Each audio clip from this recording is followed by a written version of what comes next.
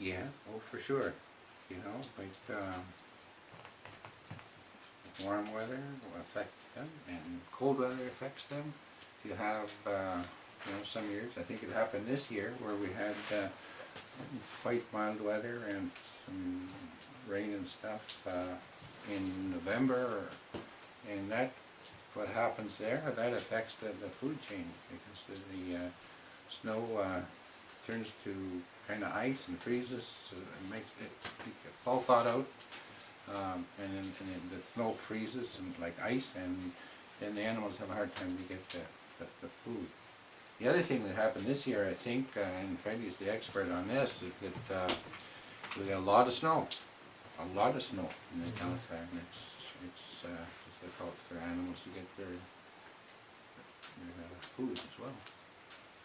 There have been several caribou recently found dead on Herschel Island that were extremely malnourished and thin. One researcher working on the island noted that there was a thaw on the island during the month of January that produced freezing rain and icy conditions. The meat from the hunting? Yeah, like I said, nowadays sometimes when we go hunting, some caribous are really, really skinny.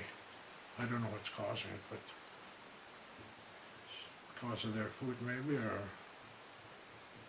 less liking growing maybe, or something affecting them, you know. Do you think the mosquitoes have anything to do with that? Pardon me? You think the mosquitoes have anything to do with that? Yeah, there's a lot of that now too, and black mice. How about the fur of the caribou? Changed? Caribou. The fur, has it changed over the years? Yeah, we don't get really healthy furs now, not like long ago. Like when it's really cold weather, that's when the furs really get prime. And warm weather sort of keep them, you know, really funny fur. They don't get prime anymore. This made it very difficult for the caribou to reach their food under the snow and potentially cause the fate of the caribou. It seems like we're in that time frame now, because a lot of people are having a lot of difficulty getting caribou. For instance, the porcupine caribou herd are not coming over to the regular hunting area now anymore, and so therefore we have to go over to the Blackstone area on the Dempster Highway to get our caribou. Yeah, it affects everything, you know, it affects our whole way of life. Other reports suggest that global warming is affecting the caribou herds by increasing snowfall, especially in the Yukon. Deeper snow creates more environmental stresses on the animals. It makes it harder to travel and causes them to exert more energy in traveling and difficulty evading predators. This increased expenditure causes caribou to lose weight faster and thus need to feed more. Their food sources are more difficult to access and then affects the health of the animals. I remember one time when I went hunting caribou up to the hills towards Husky Lakes. In November it was raining. Yeah. So I guess, you know, after it rained like that, when there's snow and then when it freezes, Yeah. the caribou have a hard time to dig up their food. Okay. Same with the ptarmigans too, same thing with that, because they get ice in the willows and they get pretty hungry. Yeah. Another effect of global warming is later freeze-up of lakes, rivers, and between islands in the Arctic. Normal migration patterns are disrupted, herds are diverted, and others perish when they try to cross ice that is too thin. This also occurs when spring weather begins. Yeah, and one of the things that we noticed was that about 10 years ago, starting about the late 90s, we noticed that we couldn't go out and set our nets in November like we used to, because at one time we went out and we'd get about 1,500 to 2,000 whitefish for the winter. We noticed that because of the way the weather changed and the ice wasn't freezing up the way it used to. we couldn't set our nets when the whitefish were running. So since the late 90s, we noticed that we haven't been catching as many whitefish as we used to before. The population of the caribou affect the people in Aklavik. For several years, the caribou migrations have taken the herd westward towards Alaska and farther south past Fort McPherson. In the past, hunters from Aklavik would be able to travel west to the mountains into the Yukon to harvest their caribou. However, now they must travel hundreds of kilometers to the south to make their harvest. Yes, it's changing that too.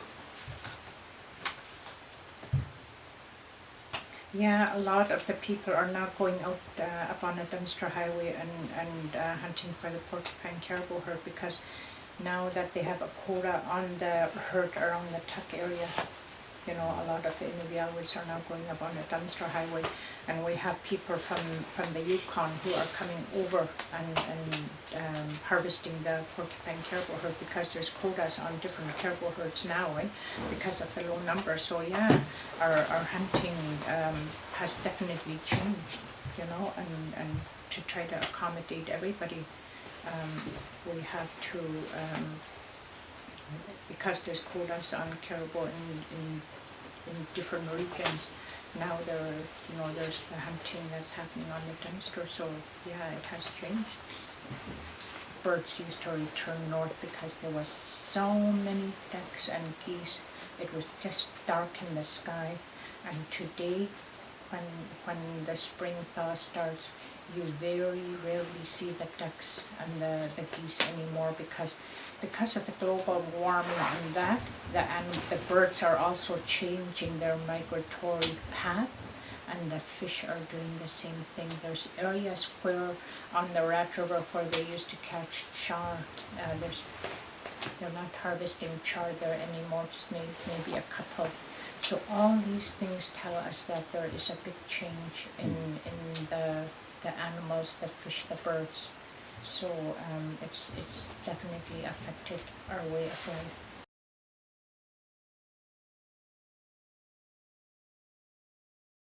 The effects are felt in the health and the pocketbooks of the elders in Aklavik. Caribou is very much part of the diet of many residents. With decreased access to caribou to harvest, residents are forced to purchase meat through local grocery stores or through food mail. We thrived or we survived on healthy animals all these years. An example is the porcupine caribou herd. We lived, it's our way of life. That's what we depended on every year. We went up into the mountains, and even in this area and Tuck, people depended on the caribou every year to harvest the caribou, and it's part of their diet.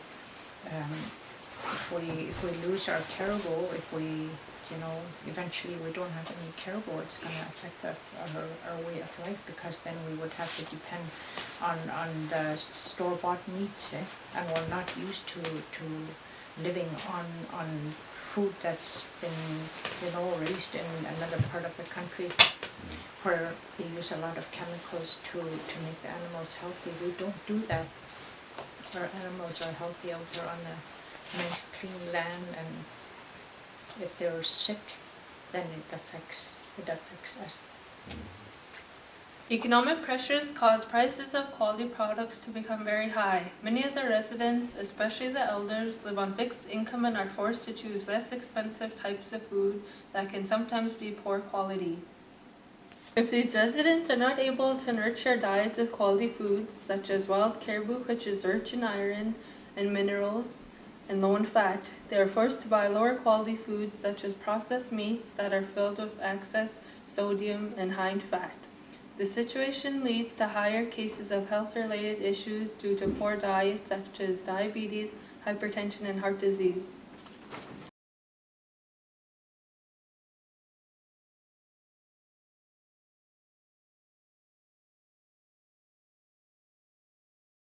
Yeah. They like the ribs? It's not because they like it, it's different type. Oh. It all tastes. This tastes different. This here. The ribs, you can roast it, you can boil it, and you can roast it, boil it, and this one too. Oh. That's why the old timers always keep the best for themselves. Yeah.